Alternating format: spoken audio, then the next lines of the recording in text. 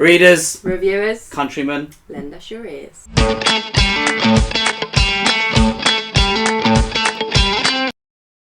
And a huge thank you to all of our Patreons. Thank you to the Pit Fighters, the First Swords, and all of the Bright Stars, Truth and Courage. In the pink corner, we have Ed. I am half of the Brothers Gwyn duo, son of Papa Gwyn, brother of William Gwyn, and husband to the person who is in the blue corner. Welcome to Mrs. Sadie Gwyn. Woo! Nice. That's good dancing. Reminds me of Iris. So yeah, we are now married, and this is our first video as a married couple. Yeah. So hopefully we won't argue. Hopefully we won't fight. There'll be no cat fighting, will there? Well, we'll see. Probably not from you, but maybe from me. No. We'll see. Yeah. So this is my first. Very squeaky chair. Darling. This is my first video since we got married. The last one was just after we got engaged. So yeah, today we're going to be talking about what books that we would recommend you read during the months that are autumnal and wintry. So these books are going to have some kind of snowy vibes. I'm sure there'll be some bloodshed in between, but who's counting? And all of these books will have that kind of vibe or autumnal feel. I'm here for autumn. I'm so here for autumn. So hopefully you can pick one of these up and enjoy them. Fingers crossed. We are in Papa Gwyn's office, so it's quite strange to be in a different room. And Papa Gwyn is standing in that suit of armour, so hiding there. Hopefully he doesn't move. We'll see. Darling, do you want to start us off? I won't say kick us off because I'm not Will, and I would never encourage kicking books. The first book I've got is Belladonna by Adeline Grace. This is the first of a series and the only one I've read in this series so far. I've been waiting for autumn to read the next ones. This, I would say, gives Gothic Secret Garden. That is so autumn. Yeah, when I started reading it, I was like, The Secret Garden was one of my favourite films as a kid, so once I started reading and I realised it was that kind of theme, I was like, yes, I'm going to love this.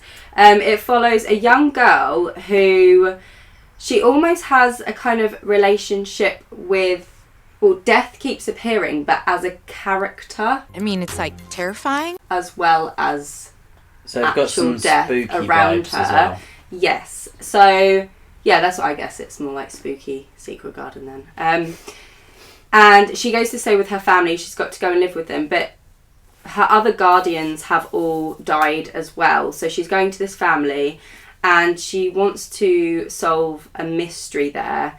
And that's all I'm going to say. But I absolutely loved it and I can't wait to carry on with this series. I would definitely, I've been waiting for this time of year to read it. So. Very nice. Yes. Okay, nice, darling.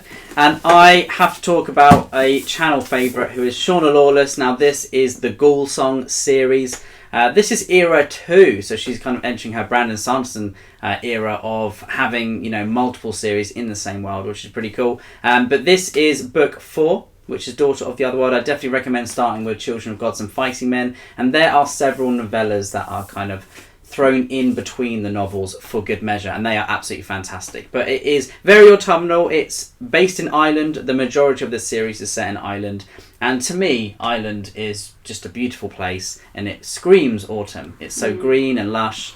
So yeah, I think it definitely has those vibes. It's based around Irish mythology as well, so that's really exciting. I love reading about the Fomorians and all that section of Irish mythology.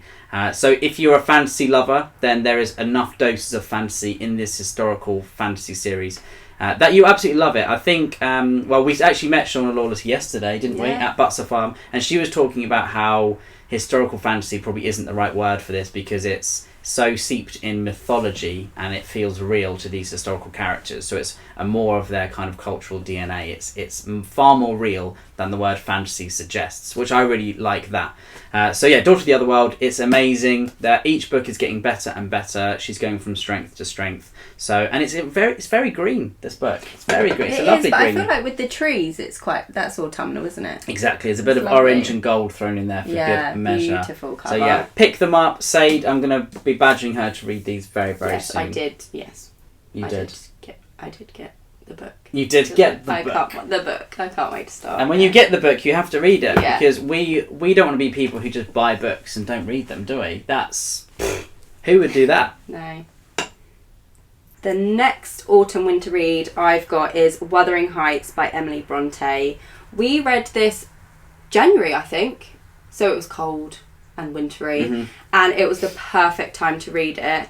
My goal this year was to read more classics. This was one of the first that I've picked up, and I absolutely loved it. I was hooked and I didn't put it down.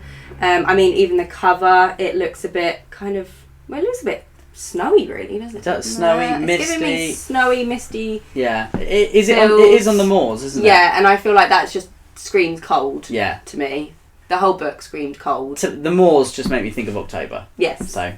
So I mean, if you haven't read classics, pick this one up. It's a great way to start. If you haven't read it, pick it up at this time of year, because if you have read it, read it again. Why not? Exactly. No, it's actually it feels so kind of current as a classic as well. The style of writing.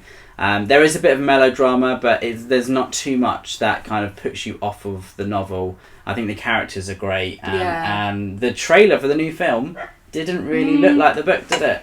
No. What do you think of that?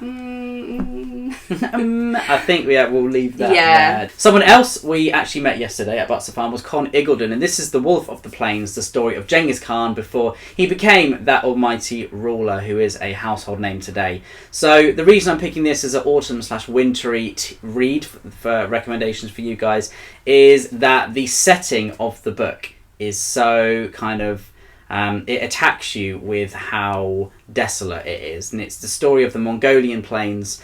And Con was saying that he actually travelled to Mongolia. He went there at the time of year that Genghis Khan was growing up, not as in he went to the 12th century and 13th century, but he went to those places, and they were like minus 20 degrees on these plains. It was just so harsh, and he used so many details of what he discovered in his experiences to kind of fuel into his writing, which I love that when a writer's able to do that, to kind of throw in their experiences that other people, that you can't really learn from books. You know, he was saying there's such a importance of experiencing it yourself. He was a good talker, wasn't he?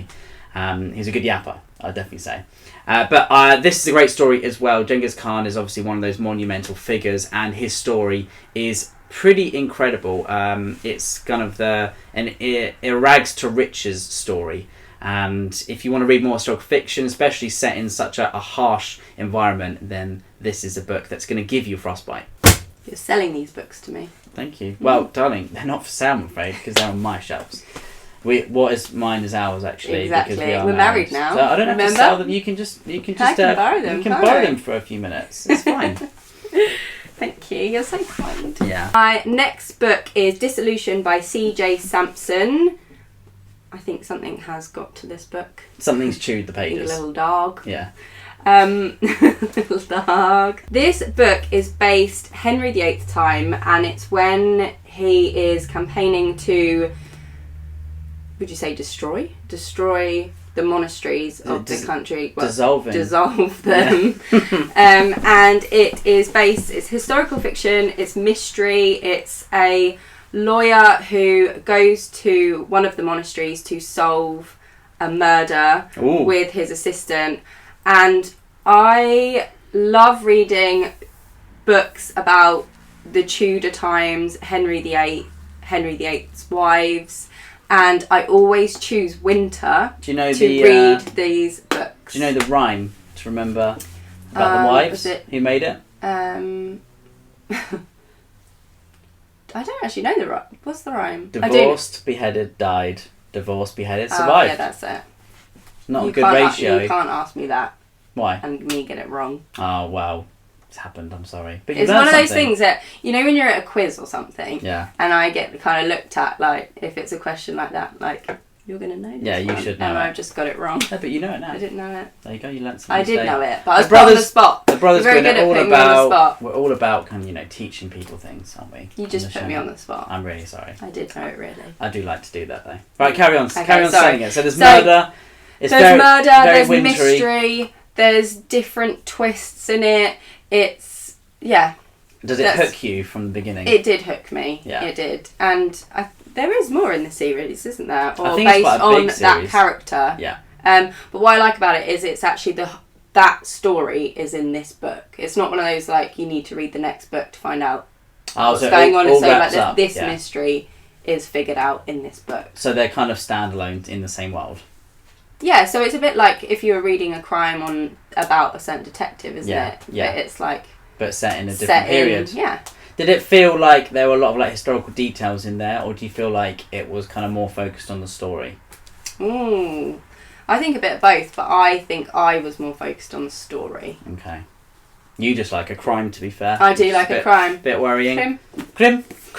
And the next one for me is George R.R. Martin's Fever Dream. Now, I recently read this and absolutely fell in love with it. I thought, what a fantastic story. It is the story of Abner Marsh, who is he's kind of an entrepreneur in 19th century America on the Mississippi, and he wants to create a steamboat that is the most famous steamboat in the Mississippi. So that's what a lot of people use for travel, for exporting and importing goods through the rivers, through the Mississippi.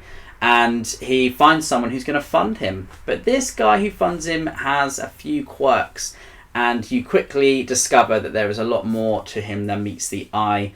And for some reason, he's just up all night. He doesn't like the sun, and I don't know why. He's not a big fan of silver or garlic.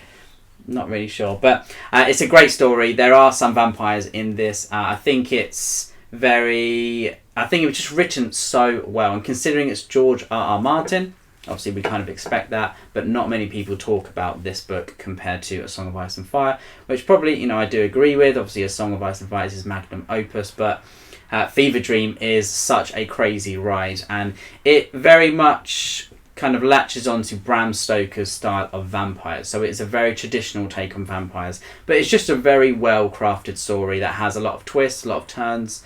It is a bit of a maze, and the finale is superb. It's a proper ride on a steamboat. But I do know a lot more about steamboats than I probably care to know about. But it's just, there's a lot of it in there, but that feels quite autumnal, a boat ride. Vampires? Vampires, yeah. Definitely.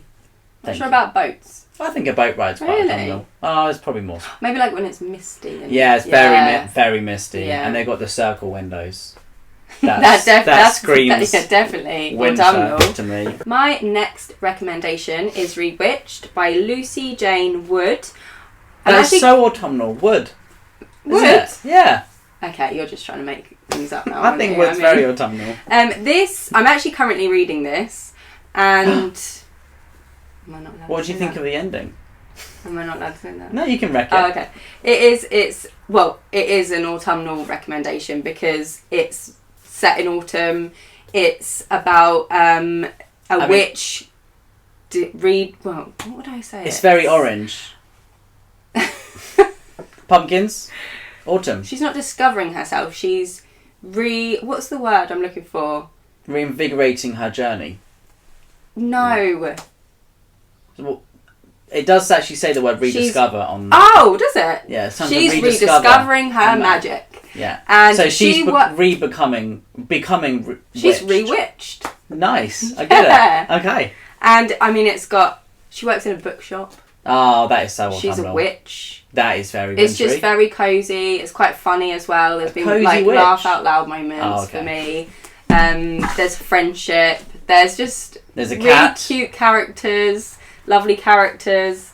I'm really enjoying it. Just as I feel like I need a coffee and a cinnamon, or maybe a spiced. What, a pumpkin spice coffee? Pumpkin spice coffee. Yeah, nice. And a cinnamon roll. And I need to sit down and get a blanket by the fire and read it. Yeah, nice. It's one of those books. If it gives you that feeling, then I think this is the right video to talk about it in. Yes, definitely. Yes. Moving away from the cozy vibes, I am talking about the Saga of the Icelanders. This is an epic 900-page saga about many different characters of the Icelandic period. It was written or penned or quilled in the...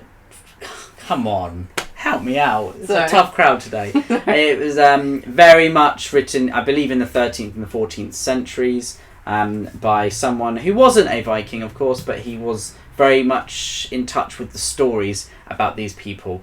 So the Saga of the Icelanders is a whole host of various stories about people, and what I love about them is that they feel so kind of current to today. They've got a real sense of humour to them. A lot of them are stories about revenge and vengeance. So that is so autumnal.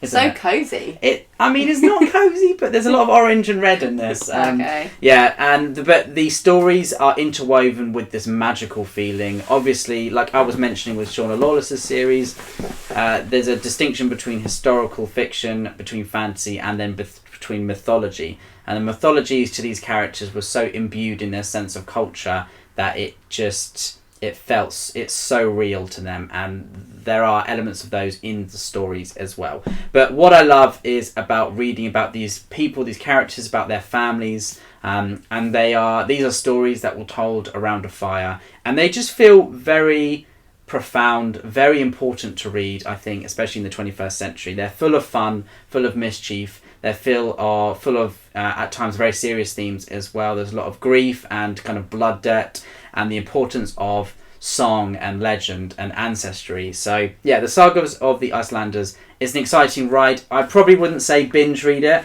Also, it actually has the nicest page cuttings ever. You know the pages that they look like they've been hand cut. I know. I've been looking at these, thinking. Does that give you the I kind of want to. No. Do you want to feel it? I do. Why is it like that? It's just a type of page cutting. I don't really know too much about it, but there's a few books are out there like that. But it's really cool. So yeah, it's a very nice addition to have on the shelf, and just say to people, I've got a book that is heavy enough to that probably heavier than a Chihuahua. I would say it's probably heavier than Dottie. Really? Yeah. I reckon so. But yeah, read it. It's very wintry, very autumnal. Obviously, it's set in Iceland. Sorry, I meant to say that. I just thought you guys would read between the lines. So yeah, read it. My fifth book is One Dark Window by Rachel Gillig. Where is it, darling? Where is it? I have lent it out to someone, I think. Do you remember who? Well, I think I do. Okay, that's good. I'm actually rereading it, but listening to it this time as well, because I absolutely loved it. I read the duology back to back last year. Imi recommended it, and I absolutely loved it. So we agreed to do a reread for this winter, because it is perfect. It's gothic fantasy. It's got such a different and cool magic system with cards, and there's mist in it. There's a spirit of the wood. There's a bit of romance. It just gives autumn. Nice. I'm not going to go with the plot because it's actually quite hard to describe the plot, I think. But it is just... But if it gives you that autumnal feeling, and if you felt like you had to reread it and listen to it in autumn, then I think it's perfect. And I recommend it to everyone. Yeah. I would like to read that one because I saw Smitty read it and really enjoyed it. And obviously I love The Night and the Moth as well. I think she's just a very good writer. I've really enjoyed all the characters and the plot, really. So I would definitely would. Bartholomew, what a man. What a guy. And the last one for the video is, of course, I couldn't have a video about wintry and autumnal books without mentioning the Bloodsworn trilogy by Papa John Gwynne, because Papa Gwynne would get very angry with me, wouldn't he?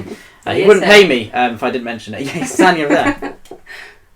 So, The Shadow of the Gods, obviously, I think it's a nice segue from the book of the Sagas of the Icelanders into John Gwynne's The Shadow of the Gods, because it is a Nordic-inspired fantasy. It is what Papa Gwynne does best, which is be inspired by a historical period, historical cultures, and kind of drip feed them into a fantastical world that contains all of the mythologies as if they are real. There are talking wolves and talking crows and ravens and gods, and people with the blood of gods. There are holy relics that are imbued with this godly power.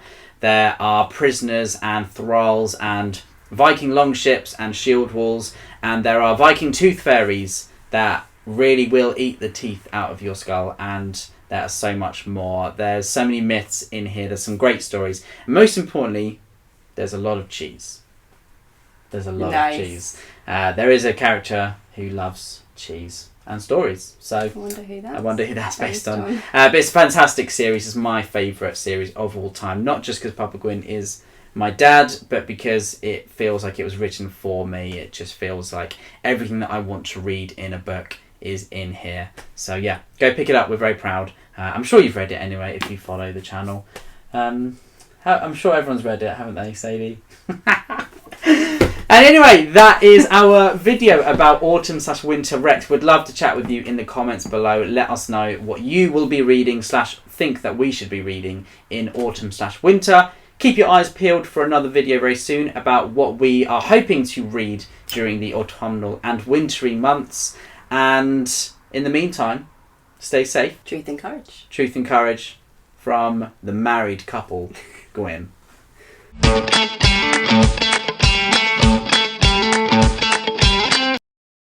And a huge thank you to all of our Patreons. Thank you to the Pit Fighters, the First Swords, and all of the Bright Stars. Truth and courage.